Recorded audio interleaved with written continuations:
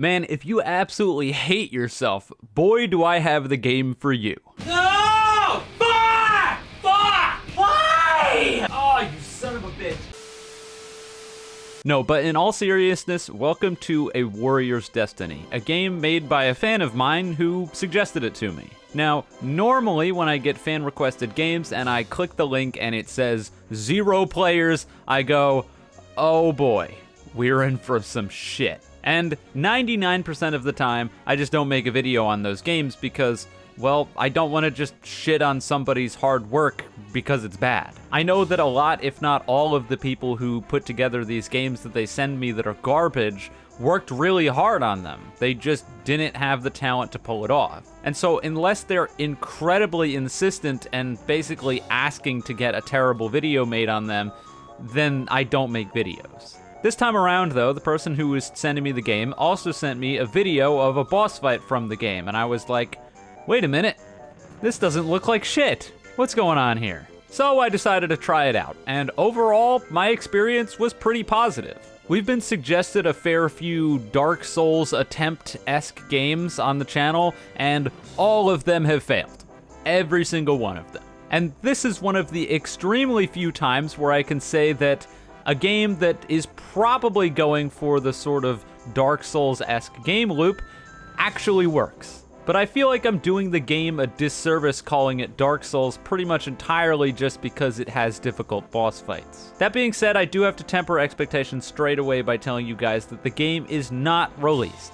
This is simply a tech demo. As of right now, everything is unlocked. You can fight against other players if you want, and there are 4 boss raids available that you can play with, I believe, up to 5 players, if I remember correctly. Obviously, because there were 0 people playing the game, I was playing these boss raids by myself, and I don't know if that enhanced or took away from the experience. What I do know is that these boss raids are hard as balls, and one of them I didn't even get to because I quit before I got there.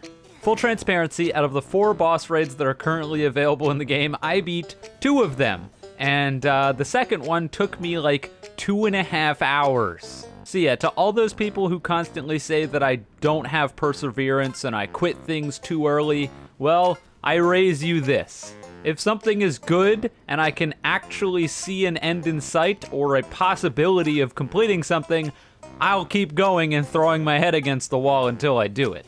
Now, as for the game itself, I haven't really done a very good job of explaining it, and by that I mean I haven't explained it at all. A Warrior's Destiny appears to be an RPG medieval game.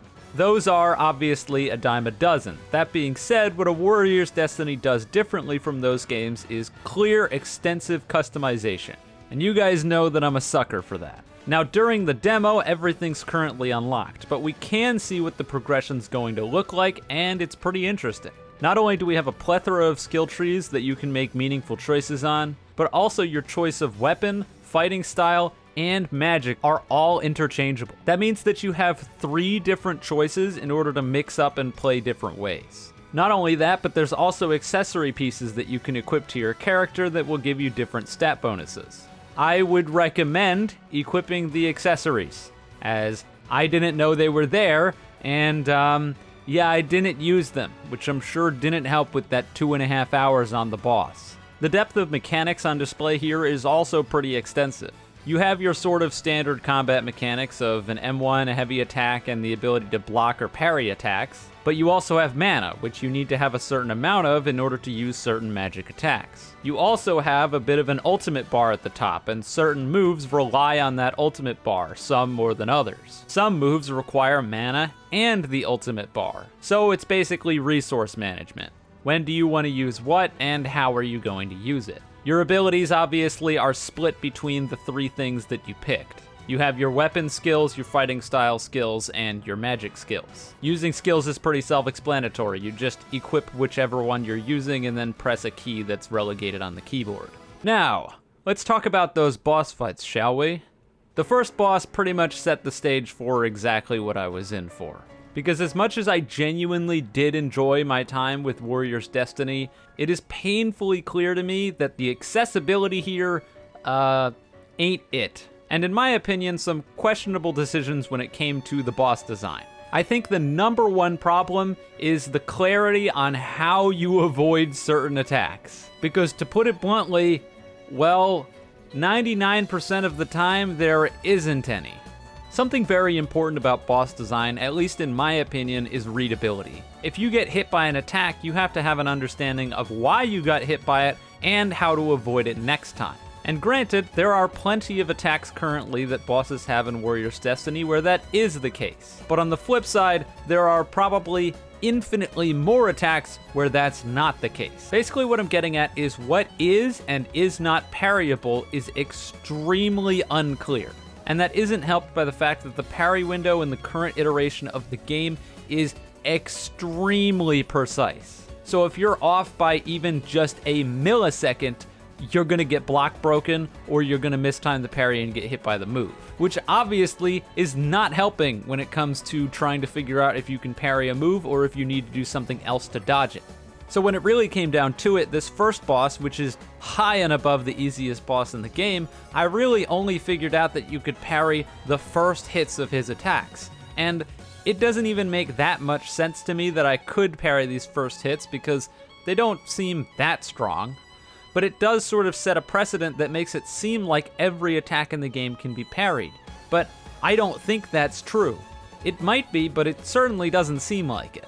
And so basically what would happen is I would parry the first attack, get a window of opportunity, and if the boss used any other attack, I would get hit by it every single time. I did eventually figure out that I think you're supposed to dodge one of the attacks by jumping, but the ability to tell between the attacks where you need to jump and the one where it just slams in front of him is unclear. And you would automatically assume that if I can't parry an attack and if they're slamming in front of them and sending a shockwave forward, that maybe you're supposed to dodge the attack. So I tried doing that, and Roblox, of course. I dodged the attack, but Roblox says you didn't dodge the attack and I got hit anyway. Now, I don't know if the developers intended you to be able to dodge this attack, if it's Roblox jank, if I mistime my dodge, but whatever is going on here, if it was supposed to be dodgeable, the hitbox needs to be scaled back so you actually can dodge it, because Roblox says I didn't dodge it. Now, all of these problems get cranked up to, I don't even want to say 11, more like 111 on the next boss. Let's just say that there's a very, very good reason that despite the very few people who have played this game, there's even less people on the leaderboard for beating the Storm Fiend. And that's because I bet you 80% of the people who get here quit immediately. This guy is a fucking menace. Out of all of the attacks that he had, and despite fighting him for over 2 hours, I could parry one attack. One, reliably. What the fuck?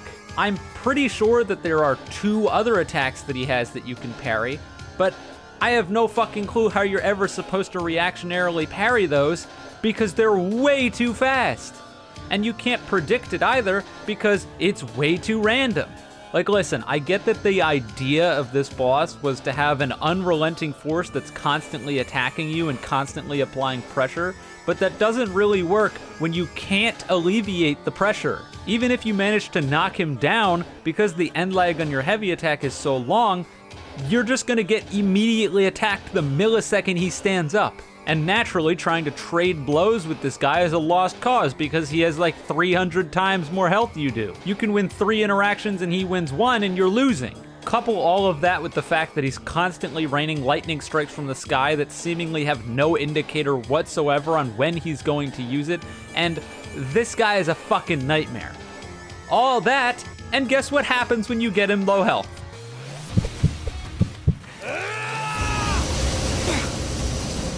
Oh good, SCR raw, and now we've got to deal with this bullshit but on drugs. Are you kidding me? Do you want to see how I ended up beating this boss? This is how I ended up beating this boss, and I don't think that this is intended design. I really don't. I mean, come on, not engaging with the boss at all and just running away waiting for skills because the skills do so much more damage than any of my normal attacks, so it only makes sense to ever engage when I have skills available or I'm going to get obliterated. Now, I know I sound like I'm being really negative, and the thing is that I was really happy when I completed the boss, and I'm glad that it's difficult, but there's a difference between fun difficult and bullshit difficult. And I think that a lot of this very, very heavily teeters towards bullshit difficult. It's funny because despite not completing it, because in my opinion, the third phase of the next boss, the ghost boss, is bullshit difficult, the rest of the stages of that boss are infinitely better. It has attacks that are a lot more clear on how you're supposed to deal with them, and as you play against it and get used to the timings, you get better at fighting the boss. With this guy, that's not how I felt at all. I felt like it was a complete crapshoot, and that's not how it should feel when you've played for 2 hours. So those are my criticisms. How would I go about fixing it? Because at the end of the day, I'm sure the developer will watch this video, and obviously they don't need to take my advice, but if I were them, this is what I would do. Number one, the damage discrepancy between using skills and your normal attacks is extremely large, and all of the skill cooldowns take forever. I felt like I barely got to use any of my moves, and the only time I ever did damage was with my move. So I don't know if tuning back the damage and making skills more available or making your normal attacks do more damage is the answer here. I have no clue. But either way, it felt like damage was dealt when I was using skills, and I was using a pinprick when I was using my normal attacks. The ragdoll grace period when you knock down an enemy, I think needs to be longer. You get 0 time to breathe. If you knock down an enemy, they get right back up immediately and start attacking you straight away. The parry window probably needs to go up. I know that you probably want a skill-based game here, but the reality is that you've got a game on Roblox, and most of the people on Roblox are not going to want to sit here and fight a boss for 2 hours. Granted, obviously you're supposed to be doing this with other people, so I'm sure that would alleviate if you brought other people along, but still, you should not have content that if someone doesn't want to throw their head against the wall for 2 hours, they'll never complete. The fact that we're max level with everything unlocked and it's still balls hard does not bode well for when the actual game releases. So when it comes to parrying, I don't think it needs to be as extremely frame perfect as it is right now. And finally, the boss attacks need to be more clear. What is parryable? What isn't parryable? And figure out some way to give an indicator on which attacks are or are not parryable. As it stands right now, there is a white glow that comes up on enemies' arms when they do attacks that block, break, or ragdoll. I don't know if that's an indicator that the attacks can be parried, because again, there were a bunch of attacks for the second boss that I'd never figured out if you could parry because it was just so fast it felt random. So yeah, if you're an enjoyer of difficult boss fights, then I highly, highly recommend giving Warriors Destiny a try. I think the game is pretty fun, and whenever they get around to finishing, well, the actual rest of the game, I think that there's a lot of good legs here.